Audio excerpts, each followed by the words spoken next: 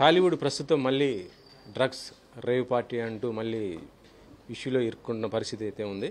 ఇంతకు మరి తెలుగు ఇండస్ట్రీ ఏం చేస్తుంది, నిజంగానే ఆర్టిస్టులు ఎవరన్నా ఉన్నారా దీంట్లో, ఏంటి అనేది దీని గురించి సీనియర్ నిర్మాత అయినటువంటి నట్టి కుమార్ గారు ఉన్నారు. సార్, ముందుగా చెప్పండి, ప్రస్తుతం చూస్తుంటే టాలీవుడ్ మొత్తం కూడా ఇటు డ్రగ్స్ రేవ్ పార్టీలకు సంబంధించి కొంతమంది ఆర్టిస్టుల పేర్లు వినపడుతున్నాయి. కానీ వాళ్ళేమో మేము కాదని చెప్తున్నారు, పోలీసులు ఉన్నాయనేసి కొంతమంది ఫొటోస్తో సహా రిలీజ్ చేయడం జరిగింది కదా. మీ దృష్టికి ఎవరెవరు వచ్చారు, ఏంటి అసలుకి? నేనేమంటున్నానంటే, టాలీవుడ్ మొత్తం ఎవరో ఒకరు చేసిన తప్పుకి టాలీవుడ్ మొత్తం పడదండి. టాలీవుడ్లో ఈ సినిమా ఇండస్ట్రీలో కొన్ని లక్షల మంది ఉంటారు. కొంతమంది హై ప్రొఫైల్ ఉంటారు, లో ప్రొఫైల్ ఉంటారు, బతకడానికి ఉంటారు. ఈ సినిమా ఇండస్ట్రీలో అందరూ 24 క్రాఫ్ట్స్ ఉంటారు. దాంట్లో ఎవరో ఒక ఇద్దరు ముగ్గురు తప్పు చేసిన దానికి మనం దాన్ని పట్టించుకోకూడదు. ఒకటి. రెండోది, వాళ్ళు పోలీసులు ఏం చెప్తున్నారు, యహమా గారు కృష్ణ గారి పేరుతో ఉన్నారు అంటున్నారు. ఇందాకలే అందిన వార్త ఏంటి, పలానా ఫ్లైట్కి వెళ్ళారు అంటారు. ఈ పెద్ద ఇష్యూ కూడా కాదు. కాకపోతే ఏంటంటే, ఒక డ్రగ్స్ అనే మహమ్మారి మన దేశాన్ని కుదిపేస్తున్న పిల్లలు మన పిల్లల భవిష్యత్తు కోసం ఇలాంటి జోలికి వెళ్లకుండా మంచి చేయడానికి మనం ప్రయత్నించాలి. ఎందుకంటే మన బాధ్యత గల పోస్ట్లో ఉన్నాం కాబట్టి, బాధ్యత గల పోస్ట్ ఇంతకుముందు యహమా గారు చేశారు కాబట్టి మనం చాలా సీరియస్గా తీసుకోవాలనేది నెంబర్ 1. రేవ్ పార్టీ అంటేనే డ్రగ్స్ పార్టీ అనే విధంగా వెళ్ళిపోకూడదు. బర్త్డేలకి మీకు డబ్బు ఉంటే, మీకు చాలామంది బాగా కోట్లు ఉంటే మీ ఇంట్లో పెట్టుకోండి. ఇలా పిల్లల్ని రోడ్డు మీదకి ఇచ్చి ఈ విధంగా ఆడపిల్లలని తీసుకొచ్చి ఒక డ్రగ్స్ అనేది తీసుకొచ్చి మహమ్మారి తీసుకొచ్చి మీరు అలవాటు చేయదు. దాంట్లో అందరూ తెలిసేయాలని నేను అనుకోను. ఈవెంట్ ఎవరైతే ఉన్నారో వాళ్ళు కావాలని ఒక డ్రామా ప్లే చేసి బర్త్డే అని చెప్పి ఒక దాన్ని తీసుకెళ్ళి మోసం చేశారు కాబట్టి వాళ్ళ మీద పీడీ యాక్ట్ పెట్టాలి. ఎవరైతే దానికి మొత్తం ఆర్గనైజ్ చేశారో వాళ్ళు పీడీ యాక్ట్ పెట్టి లోన్ వేసేయాలా. ఎవరైతే ముందు గెస్ట్ హౌస్ ఇచ్చారో వాళ్ళని తీసుకెళ్ళి ముందు ఓనర్ని తీసుకెళ్ళి పీడీ యాక్ట్ లోన్ వేయాలా. మన సినిమా వాళ్ళు నిజంగా తప్పు చేయలేదు, వెళ్ళలేదు అంటే మాత్రం అండ్ ఇమ్మీడియట్లీ రియాక్ట్ అవ్వాలి. మా association Karnataka south Indian chamber complaint పెట్టి, మా ఛాంబర్ కంప్లైంట్ పెట్టి, కర్ణాటక ఛాంబర్ కంప్లైంట్ పెట్టి వెరీ సీరియస్గా పోలీసుల మీద యాక్షన్ తీసుకొని తెలుగు ఇండస్ట్రీ పరువు తీసినందుకు మనం కూడా ఆ ఆర్టిస్టులకు అండగా ఉండాలి. మీరు ఇప్పుడు ఇక్కడ తెలుగు ఇండస్ట్రీ అంటే సినిమా ఏ ఒక్కరో చేస్తే మొత్తం ఇండస్ట్రీకి అంటున్నారు.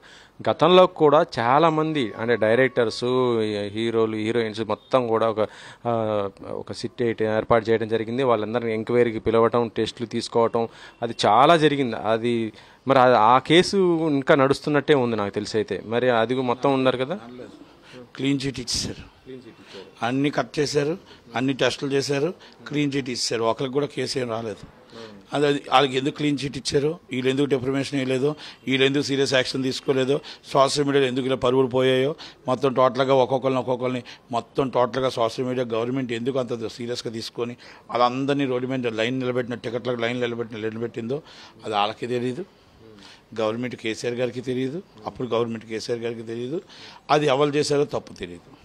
నేను అందుకే ఆ తప్పుని మళ్ళా జరగకూడదని, ఇప్పుడు నిజంగా కానీ తప్పు జరిగితే మన వాళ్ళ మీద యాక్షన్ తీసుకోవాలి. తప్పు జరగకపోతే పోలీసుల మీద రియాక్షన్ తీసుకోకపోతే తెలుగు ఇండస్ట్రీ పరుగుపోతుంది. మనం ఉదాహరణకి గోవాలో ఒక మినిస్టర్ ఫోన్ చేసి ఈవెంట్ ఆయన వ్యక్తిగతంగా పెట్టుకున్నాడు అనేసి ఎవరు సురేష్ కొండేటిని మనం రిమూవ్ చేసాం. ఎందుకంటే మన తెలుగు ఇండస్ట్రీ పరువు తీసుకెళ్ళి గోవాలో ఒకరు మన పరువు తీశారని.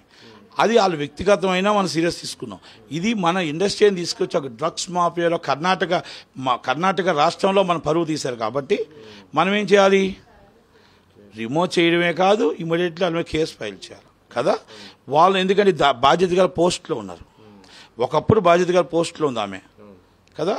ఆమెతో పాటు ఇంకెవరు ఉన్నారో నాకు తెలియదు. నేనేమంటున్నానంటే ఇది సీరియస్గా తీసుకోవాలా. ఆమె బిర్యానీ వండుతుందని చెప్పింది, ఆమె నేను ఇక్కడే ఉన్నానని చెప్తుంది, మళ్ళీ వాళ్ళు యాంటనీ వదులుతున్నారు. అంటే ఏది జగన్నాటకం. ఆమె ఫ్లైట్లో దిగానని చెప్తున్నారు, ఎందుకు ఈ అబద్ధాలు? వెరీ రియాక్షన్ విష్ణు గారు, శివబాలాజీ గారు, శివాజీ రాజా గారు, నరేష్ గారు, very immediately and serious action.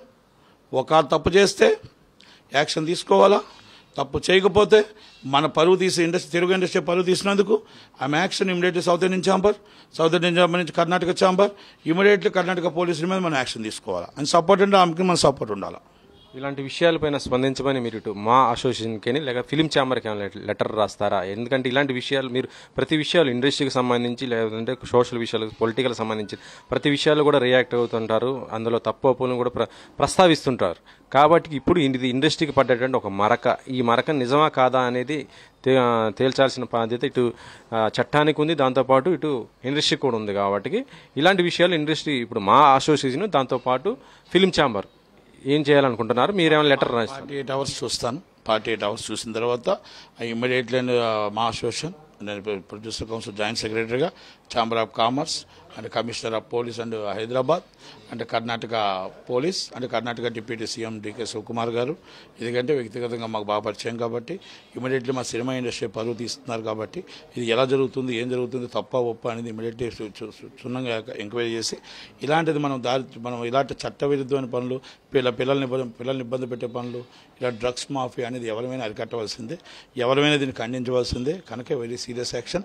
అలా చేసిన వాళ్ళని ఇమీడియట్లీ వాళ్ళని ఇండస్ట్రీ నుంచి రిమూవ్ చేయడమే కాదు, ఎవరైతే మేనేజ్మెంట్ ఉందో వాళ్ళ మీద పీడీ యాక్ట్ పెట్టమని నేను కంపల్సరీ 48 hours వెయిట్ చూస్తాను.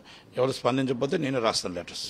మరొక విషయం సార్, ప్రస్తుతం చిత్రపురి కాలనీ ఈ విషయం అంటే మరి ఇప్పుడు ప్రభుత్వం మారిన తర్వాత నుంచి ఇది ఇష్యూ ఇంకా ఎక్కువ అయినట్టుగా ఉంది. ఇటీవల చిత్రపురి అసోసియేషన్కి సంబంధించినటువంటి ఎవరైతే సభ్యుడు ఉన్నారో అతను కూడా అరెస్ట్ చేసినట్టుగా తెలుస్తుంది.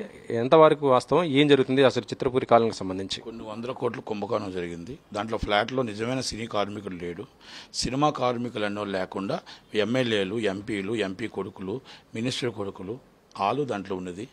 కనుక పోలీసు వాళ్ళు వాళ్ళకి ఏం సంబంధం అక్కడ?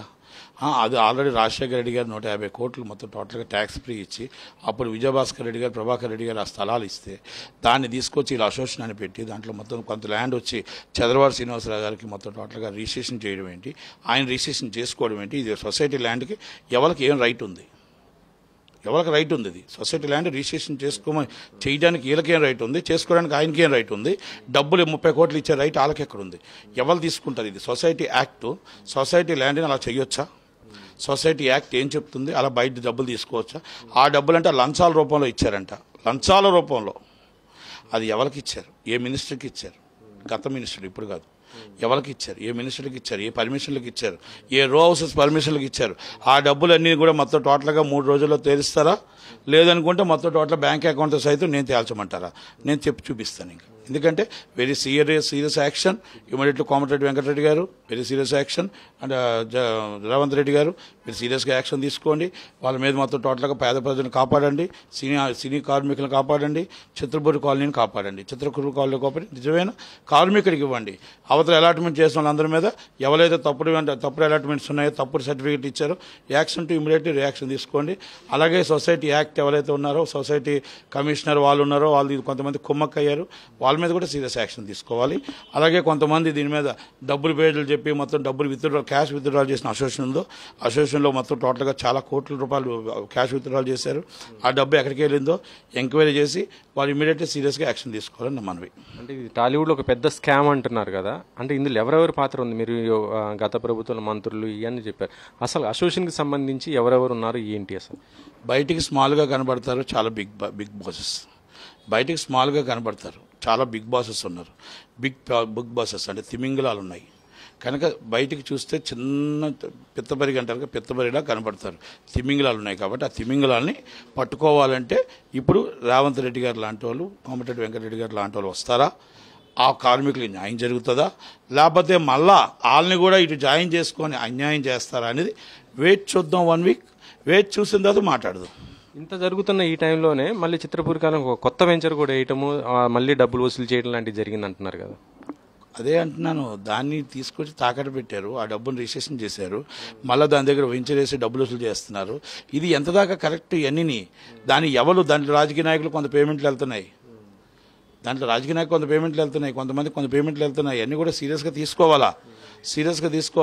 ఎందుకంటే నాకు యాక్చువల్గా నేను సినీ నిర్మాతల మండలి ఉన్నాను కాబట్టి దానికోసం నేను కూడా అంటే నాకు తోటి కార్మికులు కాబట్టి నేను ఒక టెక్నీషియన్గా అడుగుతున్నాను. కానీ యాక్చువల్గా నేను సీరియస్గా తీసుకుంటే మాత్రం వీళ్ళని రోడ్డు మీద కూర్చోబెడతాను. కానీ అది షార్ట్లీ టైం వస్తుంది, వీళ్ళు తీసుకొచ్చి రోడ్డు మీద కూర్చోబెట్టే టైం వస్తుంది. సరే, మరి ఇంత పెద్ద స్కామ్ ఇండస్ట్రీలో అందరికీ తెలియదు అంటారా? చిత్రాన్ని అంటే ఇంక్లూడింగ్ గత మినిస్ట్రీకే తెలుసు.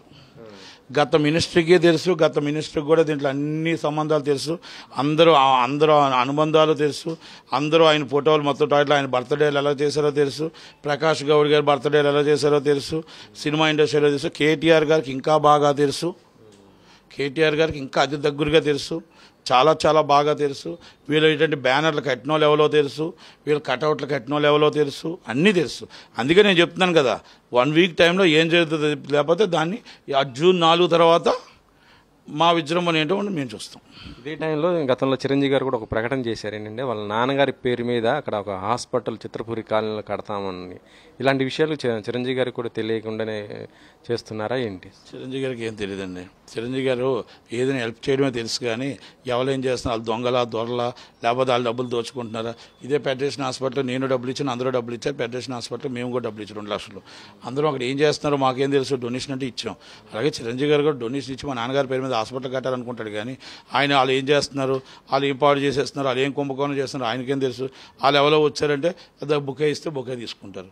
వాళ్ళు ఎవరు మంచోడో చెడ్డోలా, నువ్వు మంచోడో చెడ్డోడో నీ ఎంక్వైరీ చేసి నీ బుకే తీసుకుంటున్నాడు కదా. ఆయన మంచోడైనా చెడ్డోడైనా మన కాడకు వచ్చి నమస్కారం పెడితే ప్రతి నమస్కారం పెట్టడం సంస్కారం. కనుక ఆయన అదే తెలుసు, కానీ ఆయనకి ఇలాంటి కుంభకోణాలు స్కాములు ఆయనకి ఏం తెలియదు. ఆయన డబ్బు 10 మంది పెట్టడం తెలుసు, ఆయన 10 మందికి ఆ హెల్త్ పంచడం తెలుసు, ఆయన 10 మందితో మాట్లాడడం తెలుసు. దాసనారాయణరావు గారి తర్వాత చిరంజీవి గారు ఉన్నాయి, ఆయన ఏం పొగట్లా, ఆయన నేను పొగటేసి నాకేం ఆయన అవార్డులు ఇమ్మని అడగట్లా. కాకపోతే ఇది ఉన్నది నిజం కాబట్టి చెప్తున్నాను. ఇప్పుడు చిరంజీవి గారికి మీకు మంచి రేపం ఉంది కాబట్టి మరి ఈ విషయం ఆయన దృష్టికి తీసుకుపోతారా? జూన్ 4 తర్వాత పవన్ కళ్యాణ్ గారి తీసుకెళ్తా, ఆయన దృష్టికి తీసుకెళ్తా, రేవంత్ రెడ్డి గారి దృష్టికి తీసుకెళ్తా, అందరి దృష్టికి తీసుకెళ్తా. ఇది ఈలోగానే అవుతుంది, అన్నీ అవుతాయని చూస్తున్నాం. ఈ government is action started, government and serious action, okay. And serious action కాకపోతే అందరిదే తీసుకెళ్తా, మొత్తం టోటల్గా అందరిని ఒకటి చేస్తాను, మొత్తం ఛాంబర్లోనే మీటింగ్ పెడతాను, మొత్తం కార్మికులు, ఇల్లు లేని కార్మికులు అందరిని పిలిపించుకుంటాను, అక్కడ కూర్చోబెడతాను, తీసుకెళ్తాను, ఆక్యుపై చేపిస్తాను. ఇది మొత్తానికైతే టాలీవుడ్లో జరుగుతున్నటువంటి విషయాలు, అంటే ఇప్పుడు డ్రగ్స్ రేవ్ పార్టీకి సంబంధించి ఏది నిజం ఏది అవాస్తవాన్ని తేల్చాలని కూడా డిమాండ్ చేస్తున్నారు. దాంతోపాటు చిత్రపురి కాలనీలో జరుగుతున్నటువంటి విషయాలపైన కూడా త్వరలోనే ఆయన మళ్ళీ మినిస్టర్స్తో పాటు ఇటు ఇండస్ట్రీకి సంబంధించిన పెద్దలను కూడా కలుస్తానని కూడా చెప్తున్నారు. కెమెరామెన్ పాషాతో వెంకట్, 10 టీవీ.